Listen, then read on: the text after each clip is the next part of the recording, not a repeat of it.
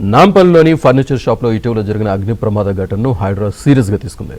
Hydraa commissioner Ranganath ఆదేశాల మేరకు furniture షాపుల్లో జీహెచ్ఎంసీ ఫైర్ సిబ్బందితో కలిసి విస్తృత తనిఖీలు నిర్వహించారు. భద్రతా నిబంధనలు పాటించని పలు ఫర్నిచర్ షాపులను సీజ్ చేశారు. అగ్ని ప్రమాదాలకు కారణమయ్యే పరిస్థితులను గుర్తించారు. నిబంధనలను అతిక్రమించిన వారిపై కఠిన చర్యలు తప్పవని హైడ్రా కమిషనర్ హెచ్చరించారు. भाई